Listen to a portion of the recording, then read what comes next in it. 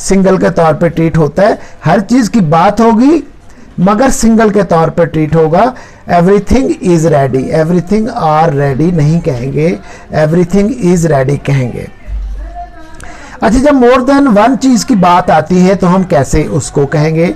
मोर than one चीजों का जिक्र हो तो फिर वर्ब सिंगल लगेगा या प्लूरल लगेगा। तो उसके अंदर भी सिंगुलर वर्ब लगेगा और कैसे लगेगा? प्लूरल नहीं लगेगा। There is more than one hotel in this city, यानी एक होटल से ज्यादा यहाँ पे जो है ना वो हैं शहर के अंदर। सम टाइम, अब देखें इसमें रूल क्या है। Some time more than one student is absent, sometimes more than one student is absent. अब इसमें इज का फैसला हमने कैसे किया? जबकि हम एक से ज्यादा स्टूडेंट्स की बात कर रहे हैं। तो ये इसके अंदर जो वन का लफ्ज इस्तेमाल हुआ है वो वर्ब हमारी जो इज लगी है वो वन की वजह से इज लगा है। और अगर यहाँ होता more than two students are absent तो फिर आर लगता, यानी टू की वजह से फैसला होता कि इज लगेगा या आर लगेगा। यहाँ वन है तो इज लगेगा क्योंकि इज एक के लिए लगता है। टू होता या थ्री होता या 10 होता तो आर लगता। प्रेजेंट में और पास्ट में वर लगता। प्रेजेंट में पास्ट में एक होता तो वाज लगता। इसी तरह पास्ट में परफेक्ट की बात होती तो उसमें पास्ट में हैड लगता। प्रेजेंट में एक के साथ हैज लगता है और ज्यादा लोगों के साथ हैव लगता है। तो इसको कहते हैं सब्जेक्ट का, इसे कहते हैं सब्जेक्ट का वर्ब के साथ एग्री होना, यानी एग्री मतलब मैच होना, एग्री मैच होना। एक लफ्ज आपको मिलेगा ऑफ द। ऑफ द क्या चीज है? In an expression such as a bunch of bananas, a bunch of bananas, banana का जो गुच्छा होता है, एक गुच्छा। अब एक बनाना के गुच्छे के अंदर पता नहीं 100 बनाना होंगे, 400 बनाना होंगे, मगर हम उसको वन पीस के तौर पे ट्रीट करेंगे। ए बंच, एक गुच्छा, एक गुच्छे के तौर पे ट्रीट करेंगे तो उसके लिए भी इज लगेगा, हैज लगेगा, वाज लगेगा। अगर आपने पास्ट की बात करनी है, पुरानी बात करनी है तो वाज लगेगा, और अगर मौजूदा की बात करनी तो इज लगेगा।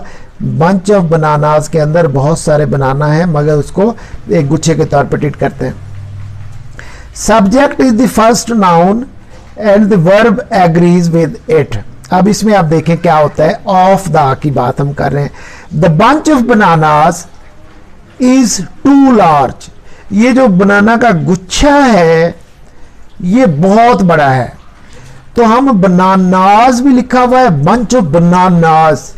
अब बनानास तो बहुत सारे होते हैं, मतलब उसमें हो सकता है 400, लेकिन हमने लगाया इज टू लार्ज, ये गुच्छा बहुत बड़ा है। हमने गुच्छे के हिसाब से जो बंच है उसका जो वो जो उसकी छल्ली है, बंच है, उसको वन पीस के तौर पे देख के लगाया है। बनानास जो ज्यादा लिखा हुआ है, एक बनाना हो तो इज लगता है, ज्यादा बनानास हो तो आर लगता है, मगर यहाँ हम बनाना को नहीं देख रहे, हम पहले लफ्ज को देख रहे हैं, द बंच को। अच्छा, the captain of the team was injured, team का कैप्टन इंजर्ड हो गया। अब टीम के अंदर तो बहुत सारे लोग होते हैं, यहां हमने वाज लगाया, the captain of the team was injured. तो captain of the team was injured, was क्यों लगा है, वर क्यों नहीं लगा इसमें, या इसमें आर क्यों नहीं लगा?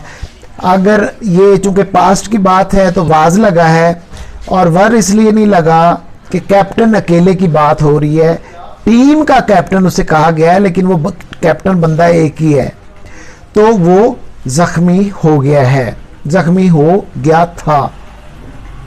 लेकिन अगर आप कहें कि वो वाज की जगह इज लगा दें तो वो हम कहेंगे वो जख्मी है। The captain of the team is injured, वो जख्मी है कैप्टन टीम का। और अगर हम कहें खिलाड़ियों में से 2 जख्मी थे, 2 of the cricketers were injured, फिर हम ऐसे कहेंगे। फिर जो 2 का लफ्ज है उसके हिसाब से वर लगेगा। अब आप देखें, number of people are waiting to congratulate you, कोई पॉलिटिशियन है वो जीत गया है, उस बहुत सारे उसके जो प्लेस है, उस डेरा है, उस पे काफी सारे लोग ना बैठे हुए हैं, तो उसका सेक्रेटरी उससे कहता है a number of people are waiting to congratulate you, आपको मुबारकबाद देने के लिए काफी सारे लोग बैठे हुए हैं। तो ए नंबर ऑफ पीपल का मतलब है काफी सारे लोग, तो उसके लिए यहाँ पे आर लगा हुआ है, यानी काफी सारे लोग, तो उसके लिए आर लगा है।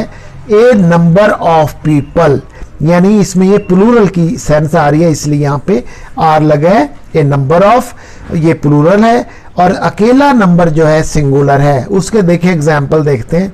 The number of old people has increased in recent years, पिछले सालों में बूढ़े लोगों की तादाद बढ़ गई है। हैज इंक्रीज्ड बढ़ गई है, हैज और थर्ड फॉर्म इंक्रीज्ड बढ़ गई है, प्रेजेंट का परफेक्ट हैज थर्ड फॉर्म। अब हैज सिंगल के लिए लगता है। The number of old people मतलब ज्यादा लोगों की बात हो रही है, मगर लगा है हैज इंक्रीज्ड।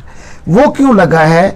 तो उसका ओल्ड पीपल ज्यादा लोगों को कहते हैं, मगर और इसके साथ हैज लगा है। Number of old people has increased, has इसलिए लगा है कि नंबर के लिए हैज लगा है। नंबर का मतलब होता है तादाद, तादाद जो है सिंगुलर है, मतलब उन कितने लोग आए, वह how many people were there.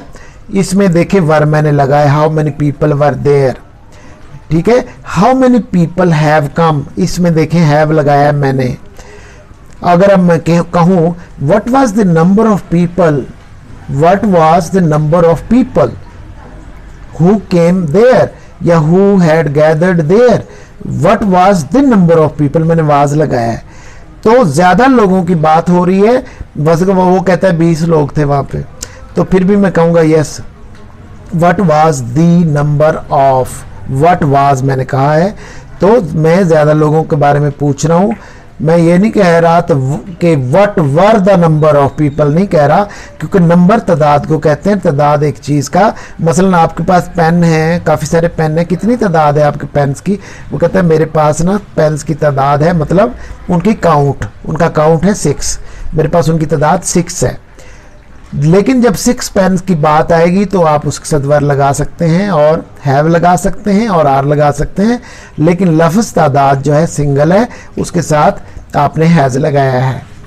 इसी तरह अब आप देखें बहुत सारे ना कलेक्टिव नाउन्स होते हैं। कलेक्टिव नाउन जैसे ऑडियंस, अब ऑडियंस में तो लाखों लोग होते हैं। The audience is small one two night, theatre के अंदर थोड़े जो देखने वाले ड्रामा देखने के लिए लोग आए हुए हैं, उनकी ना तादाद, मतलब तो वो उसको तादाद की सेंस में यहाँ ले रहा है। The audience is small one two night, one two small one, यानी ऑडियंस छोटी वाली है, तो यहाँ इज लगा है, audience is.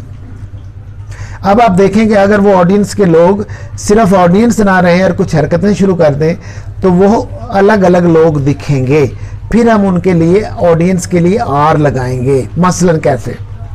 The audience are clapping their hands and stamping their feet, the audience are clapping their hands and stamping their feet. The audience are clapping their hands, यानी वो तालियां बजा रहे हैं, तो वो ऑडियंस नहीं रहे, अब वो और एक चीज़ बन गए हैं, उनकी अलग अलग मूवमेंट शुरू हो गई है, तो उसको वन पीस के तौर पे हम नहीं देखेंगे। फिर उनके साथ हमने आर लगा दिया है, जैसे काफ़ी सारे लोग शो करने के लिए, तो फिर हम कहेंगे द ऑडियंस, ऑडियंसेस नहीं कहेंगे हम, फिर भी वो ऑडियंस ही लगेगा, सिंगल लफ्ज़ रहेगा, मगर उसके अंदर ऑडियंस में छुपे हज़ारों लोग या 100 लोग या 500 लोग, तो उनको हमने दिखाने के लिए हम उसमें आर लगाएंगे। The audience are clapping their hands and stamping their feet. अब ये स्टैंपिंग देयर फीट क्या होता है जी?